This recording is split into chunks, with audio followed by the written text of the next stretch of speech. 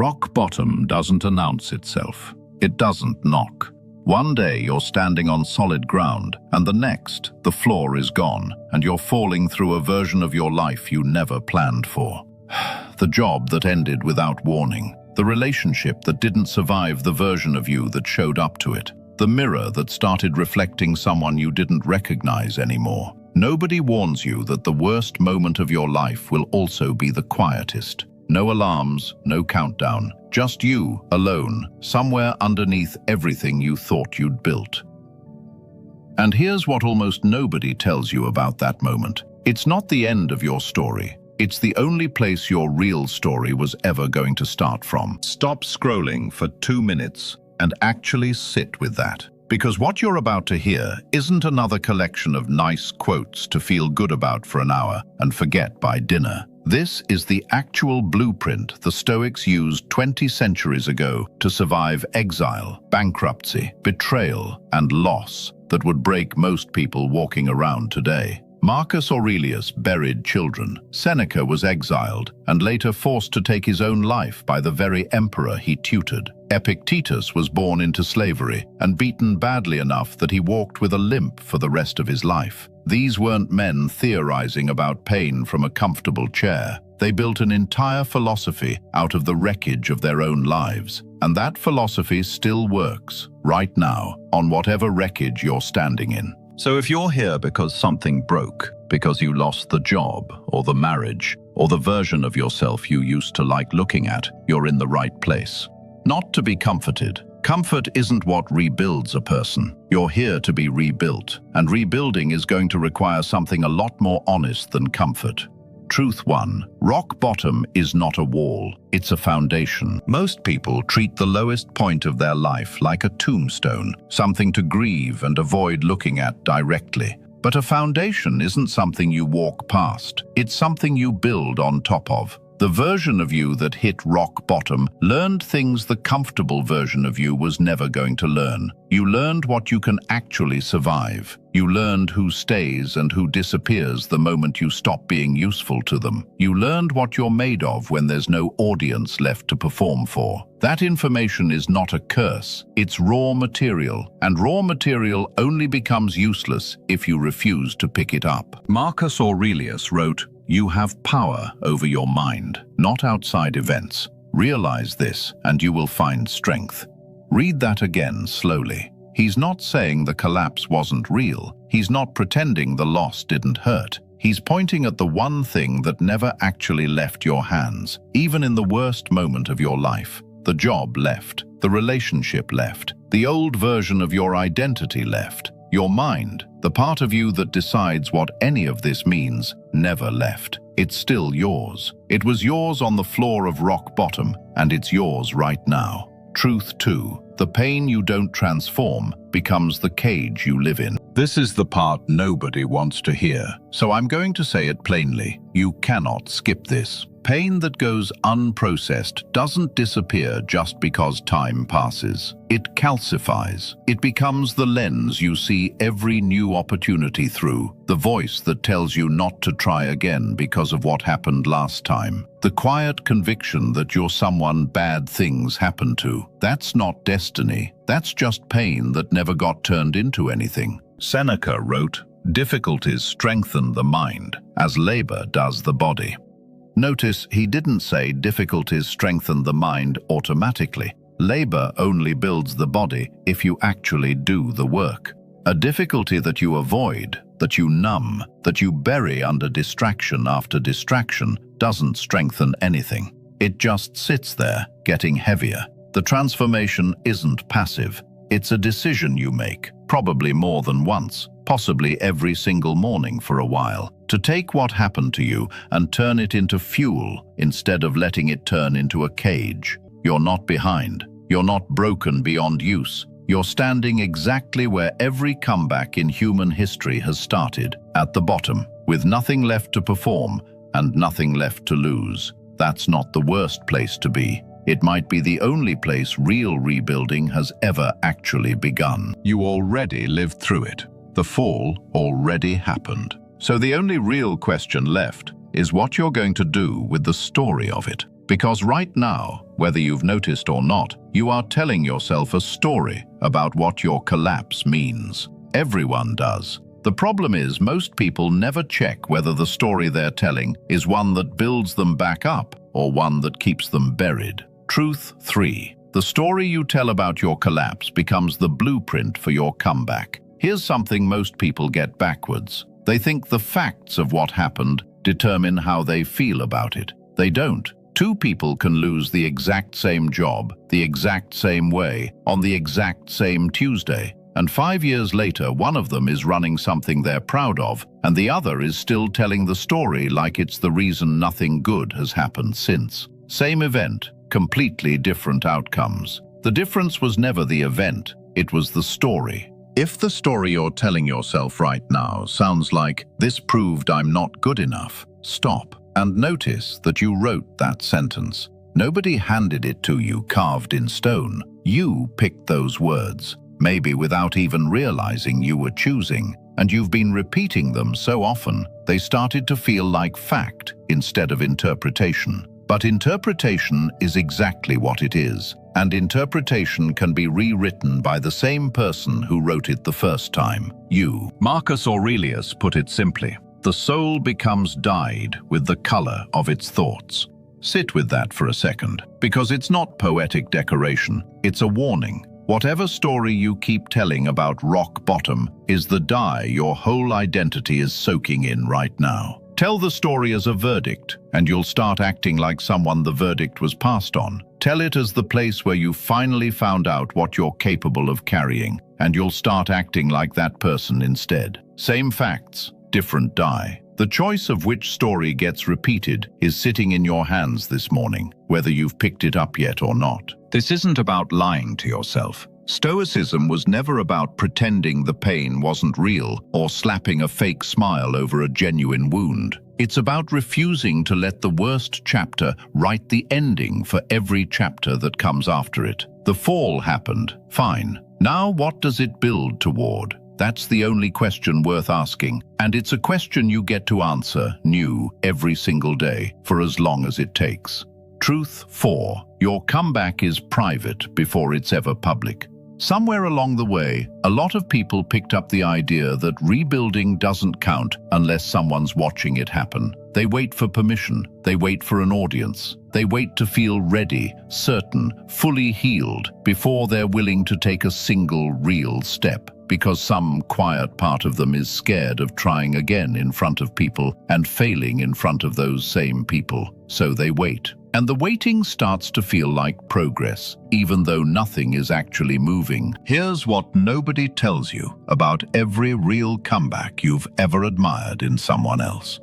It started long before anyone clapped for it. It started in a room nobody was filming. It started with one decision, repeated on a day that looked exactly like every other forgettable day, made by a person who had no proof yet that any of it would work. The applause, if it ever comes after, way after. You don't get to skip to that part. Epictetus didn't write for an audience either. He wrote, "It's not what happens to you, but how you react to it that matters," to students who had nothing to offer him in return, no platform, no following, nothing but the work itself. That's the order it has to happen in. The reaction, the rebuild, the daily decision, all of it has to exist first in private, where no one is around to validate it before it ever becomes something visible to anyone else. You don't need anyone's permission to start rebuilding today. Not your family's, not your old friends, not even your own permission, in the sense of waiting until you feel 100% ready, because that feeling doesn't arrive before the work. It arrives after enough of the work has already been done quietly, without witnesses, by someone who decided the comeback was worth building, whether or not anyone was watching yet. So ask yourself honestly, are you waiting for proof before you'll commit? Or are you willing to commit before the proof exists?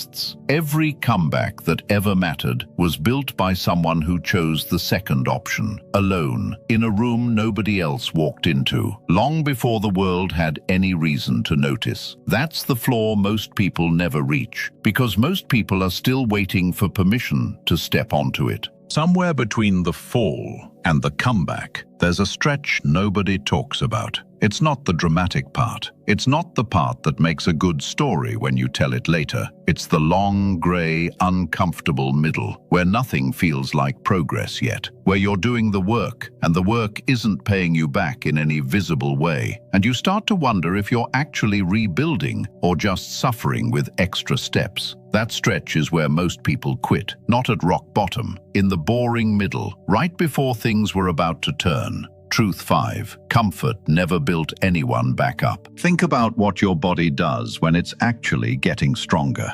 It doesn't feel good in the moment. It feels like resistance, like strain, like something being asked of muscle that would rather not be asked. The soreness the next day isn't a sign something went wrong. It's the proof something is being rebuilt. Nobody walks out of a gym after a real session feeling comfortable. They walk out depleted and stronger, both at once. Because that's how strengthening actually works in a body, and it's exactly how it works in a mind, too. Seneca wrote, "He suffers more than necessary, who suffers before it is necessary." That line gets misread a lot. People hear it and think it's telling them to avoid difficulty. It's the opposite. He's saying the suffering you create by dreading discomfort in advance, by avoiding the hard conversation, the hard workout, the hard rebuild, is often worse than the discomfort itself would have been if you'd just walked into it. The mind that keeps choosing comfort isn't protecting itself. It's just suffering on a longer, quieter timeline, one excuse at a time, while telling itself it's being gentle. You did not survive rock bottom by being comfortable. You survived it because something in you refused to stay down. That same refusal is exactly what the rebuild needs now. Except this time, it's not a reaction to crisis. It's a daily choice you make on purpose, on ordinary days when nothing is forcing your hand. Pick the harder conversation today. Pick the workout you don't feel like doing. Pick the version of the truth that's uncomfortable to admit to yourself instead of the comfortable lie that keeps you exactly where you are. None of it feels good in the moment. All of it is the actual gym where the next version of you gets built. Truth 6. Grief for the old version of you has to end somewhere, and today is a fine place for that. This one is harder to hear, so let's slow down.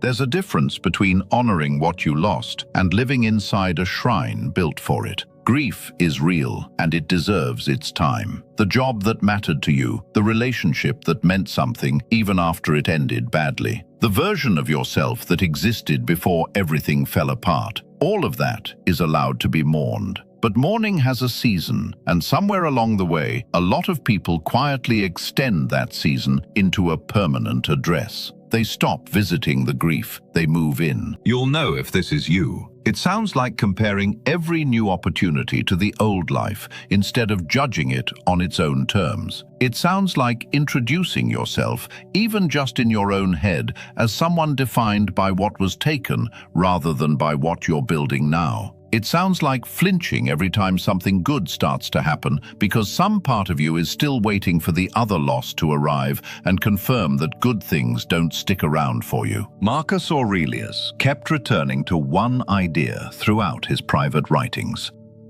Confine yourself to the present. Not because the past doesn't matter, but because the present is the only place any actual building can happen. You cannot rebuild a life in yesterday. You cannot lay a single brick in a year that already ended. The grief gets to come with you if it needs to, quietly in the background. But it does not get to be the foreman running the job site. That role is yours, starting today. Starting with whatever small, unglamorous thing is actually in front of you to do right now.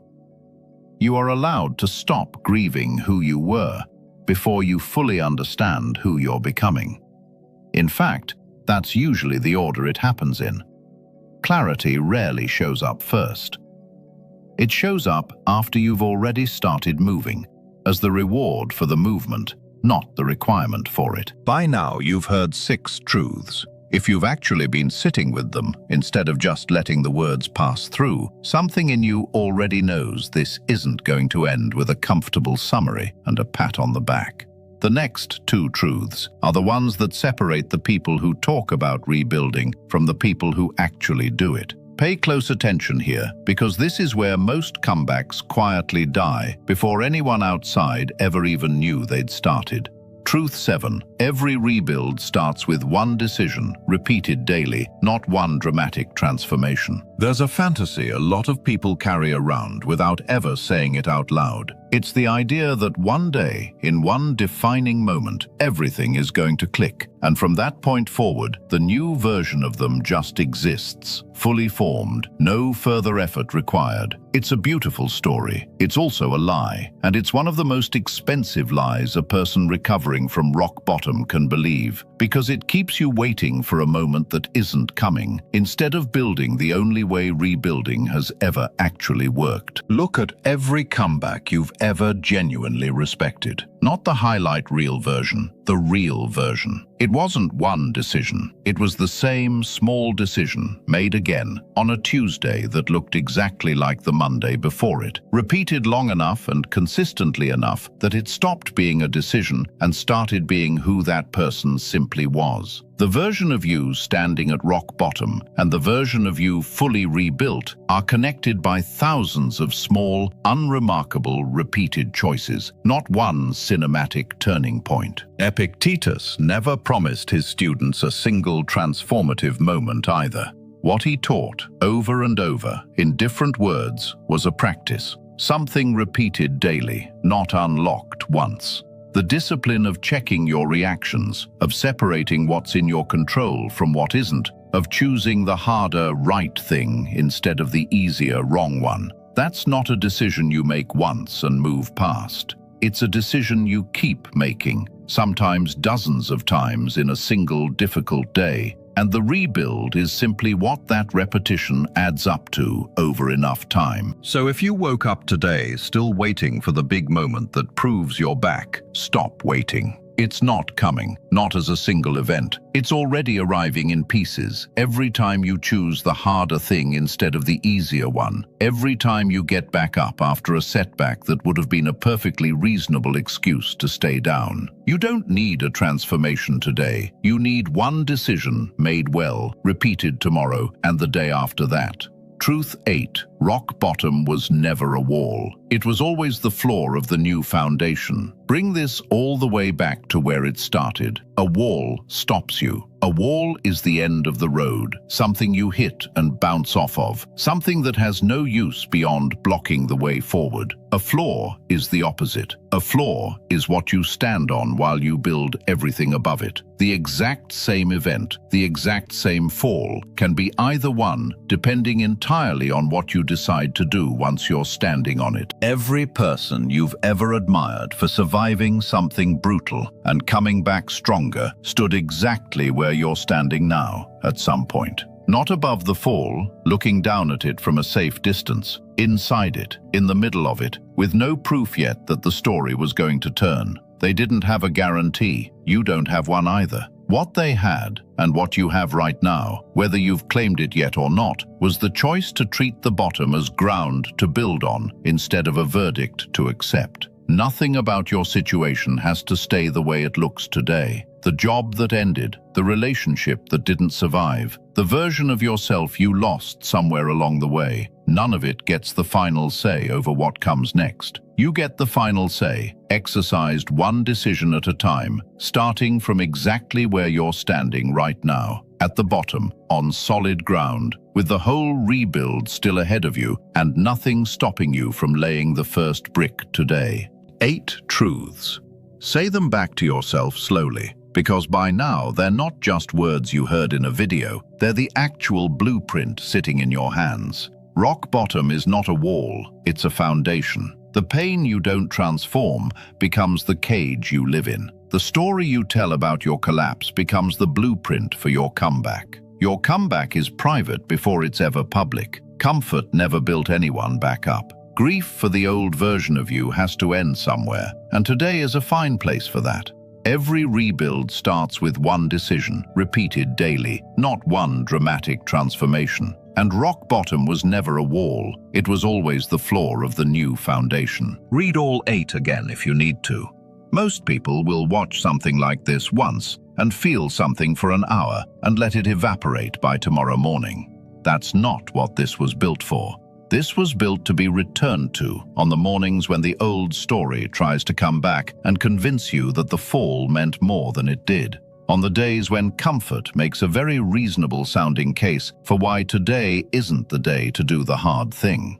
Come back to these 8 truths on those days. That's what they're actually for. Here's the part that matters most, and it's the part almost nobody wants to sit with. None of this works as something you understand. It only works as something you do. You can know every line the Stoics ever wrote and still be exactly where you are right now, if knowing is as far as it goes. Marcus Aurelius didn't write his private reflections to be quoted centuries later in videos like this one. He wrote them to himself before the day started, as instructions for how he was actually going to live the next few hours. That's the difference between a quote you admire and a practice that rebuilds you. One sits on a shelf, the other gets used. So use it, not next week, not when you feel ready, not after one more day of waiting for the timing to feel right. The timing is never going to announce itself. You already survived the worst part. You're still here, which means whatever broke you didn't finish the job. And that alone tells you something true about what you're actually made of. The only thing left to decide is what you build from here. And that decision doesn't belong to your past, your circumstances, or anyone who ever doubted you. It belongs to you, starting with whatever you do in the next 24 hours. Rock bottom gave you the floor. What gets built on it from here is entirely up to you. If any part of this landed, if even one of these 8 truths felt like it was speaking directly to something you're carrying right now, do something small with that before you close this tab. Like the video, not for an algorithm, but because it actually costs you nothing, and it tells me which ideas are landing so I know what to keep making for you. Share it with the one person you know who's somewhere in their own version of rock bottom right now, because chances are they need to hear this today more than you do. And if you want more of this, the real Stoic practice, not the version that gets repeated as a slogan and forgotten by lunchtime, subscribe to Stoic Origin. This channel exists for exactly this, for the mornings when you need something solid to stand on before the day gives you a reason to doubt yourself. You already did the hardest part. You're still standing. Everything from here is just building.